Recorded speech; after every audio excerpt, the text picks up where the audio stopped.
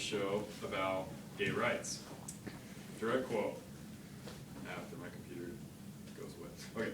I think there is a gay and secular fascism in this country that wants to impose its will on the rest of us, is prepared to use violent force. I think it's prepared to use the government if it can get a hold of it. I think it's a very dangerous threat. Now let me ask you a question. When's the last time that you've ever been or seen a gay pride parade where gay people are walking around with guns trying to impose their will and say, hey, if you're not gay, we'll shoot you? Maybe that's just me.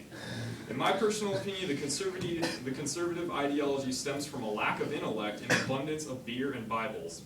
I think Bill Maher says it best when he says, if you think that Mexicans want to take over, you're an idiot. If you think Democrats want to take your guns, you're an idiot. If you think Mexicans want to take your guns and shoot your God, you're Bill O'Reilly.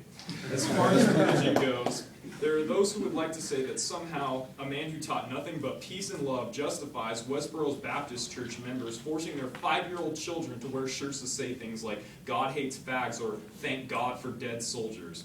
Now, I'm not saying all religious people are extremists, but even one of our founders, Thomas Jefferson, who was also very religious, was the very one who came up with the idea of erecting a wall between church and state, and not using the Bible to justify policy, but instead doing it because of the good of the people. This might be a new theory for Republicans. Now, let's look at Obama and the healthcare plan that Republicans seem to despise so much. First of all, a few common misconceptions on a common misconception on the healthcare bill is that Obama wrote it. Well, I can see where Republicans would get this idea because most of them don't have the intelligence to pick up the Constitution, so they would never see that in our Constitution it clearly states that a president may not legislate a bill. Another faulty misconception is that it provides free health care to tweakers. This couldn't be farther from the truth. It in fact makes it so that everyone is required to purchase some sort of health care, and it makes health care more affordable to any income bracket.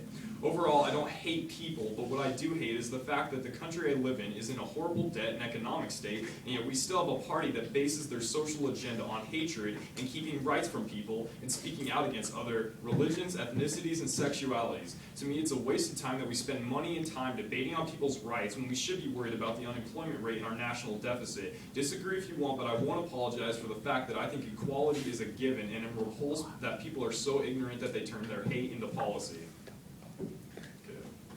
Word. Wow.